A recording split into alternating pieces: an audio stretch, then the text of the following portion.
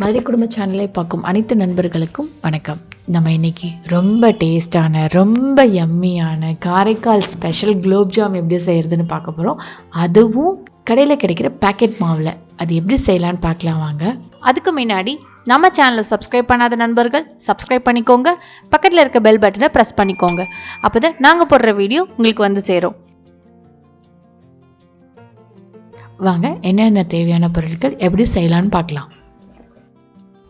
So நான் கடையில் கிடைக்கிற இன்ஸ்டன்ட் குலோப் ஜாம் மாவு தான் வாங்கியிருக்கேன். ஸோ அது 2 பேக்கெட் எடுத்திருக்கேன். அதோட 1 டேபிள் ஸ்பூன் நெய் எடுத்துக்கோங்க. இது வீட்டிலே செஞ்ச நெய். இது எப்படி செய்யணுன்ற லிங்க்கை நான் சைடில் போஸ்ட் பண்ணுறேன், பார்த்துக்கோங்க. ஸோ குலோப் ஜாமுக்கு டேஸ்ட்டே நெய் தான். ஸோ கொஞ்சம் தாராளமாக ஆட் பண்ணிக்கோங்க. ஆட் பண்ணிவிட்டு ஃபஸ்ட்டு நெய்யை மாவோட நல்லா பிசைஞ்சு விட்டுடுங்க. அதுக்கப்புறம் கொஞ்சம் கொஞ்சமாக தண்ணி ஊற்றி ஸ்மூத்தாக பிசைங்க. சப்பாத்தி மாவு பிசைகிற மாதிரி ரஃப்பாக பிசைய தேவையில்லை.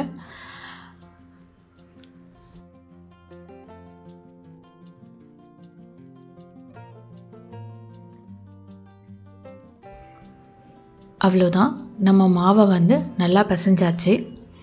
பார்த்திங்கன்னா சப்பாத்தி மாவு மாதிரி சாஃப்டாக இருக்கணும், கை வச்சு அமுங்குற மாதிரி இருக்கணும். மாவு பிசைஞ்சாச்சு. ஸோ இப்போ நான் ஒரு சிலிக்கான் கவர் போட்டு க்ளோஸ் பண்ணி வச்சிடுறேன். ஒரு 15 மினிட்ஸ் கழித்து நம்ம பார்க்கலாம். அதுக்குள்ளே நம்ம இதுக்கு தேவையான ஜீராப்பாவை ரெடி பண்ணிவிடுவோம். 350 கிராம் மாவு பாக்கெட்டுக்கு 1 கிலோ சீனி ஆட் பண்ணால் போதும். 1 கிலோ சீனிக்கு தண்ணி கணக்கு பார்த்திங்கன்னா 1 லிட்டர் தண்ணி. ஸோ இதுக்கு பதம்லாம் ஒன்றும் கிடையாது. ஜீனியெல்லாம் நல்லா கரையிற வரைக்கும் வெயிட் பண்ணால் போதும். ஆனால் இதை சிம்மில் வச்சு தான் செய்யணும். ஜீனியோட கலர் மாறிடக்கூடாது.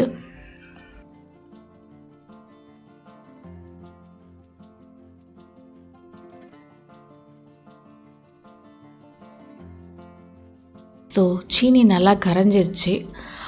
நம்ம இப்போ 1/4 ஸ்பூன் லெமன் ஜூஸ் ஆட் பண்ணிக்கலாம். 1/2 spoon rose essential syrup add பண்ணிக்கலாம். இது இல்லாதவங்க கார்டமம் பவுடர் கூட ஆட் பண்ணிக்கலாம். பட் இந்த ரோஸ் சிரப் ஆட் பண்ணிங்கன்னா இன்னும் டேஸ்ட்டாக இருக்கும், அதுக்காக தான். இதோட 1 டேபிள் ஸ்பூன் கீ ஆட் பண்ணிக்கோங்க.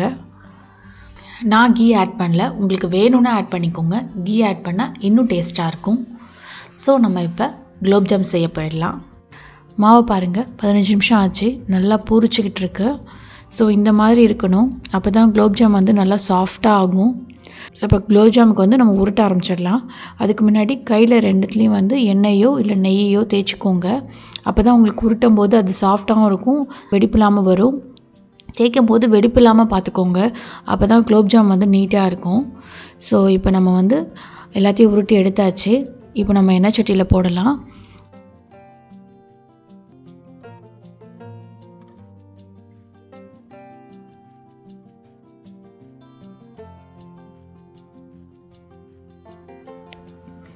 இப்போ நம்ம பண்ணி வச்சுருக்க பால்ஸ் எல்லாம் எண்ணெயில் போட்டு பொரிச்சு எடுத்துக்கலாம்.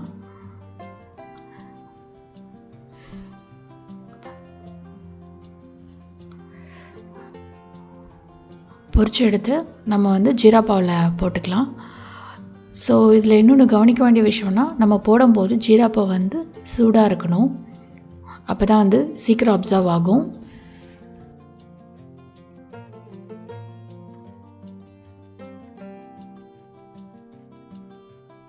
நல்லா எல்லா பக்கமும் சவக்கிற மாதிரி நல்லா பரட்டி விட்டுக்கோங்க.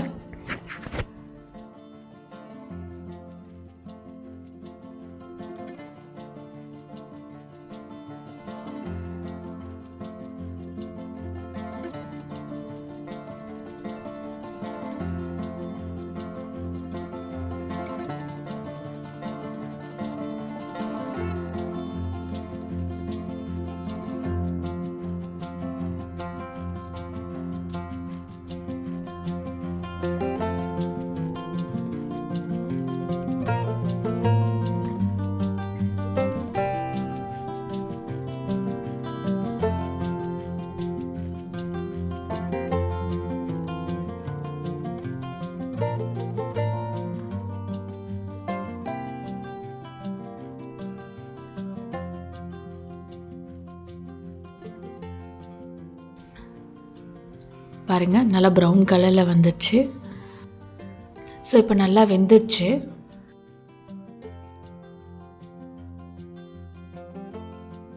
நல்லா வெந்துடுச்சு. இப்போ நம்ம வந்து இதை வந்து ஜீரா பாவில் சேர்த்துக்கலாம்.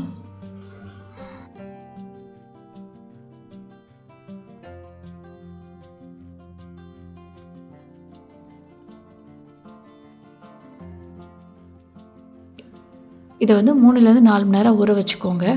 அப்போ தான் வந்து அந்த ஃப்ளேவர் கிடைக்கும். நம்மளோட குலோப் ஜாமுன் இப்போ சாப்பிட்றதுக்கு ரெடி ஆயிடுச்சு.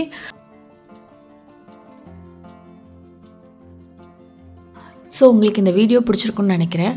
நீங்களும் இதை செஞ்சு பாருங்கள். செஞ்சு பார்த்துட்டு உங்கள் கமெண்ட்ஸை எனக்கு சொல்லுங்கள். இந்த மாதிரி வீடியோஸ் பார்க்குறதுக்கு எங்கள் சேனலை சப்ஸ்கிரைப் பண்ணுங்கள். தேங்க்யூ.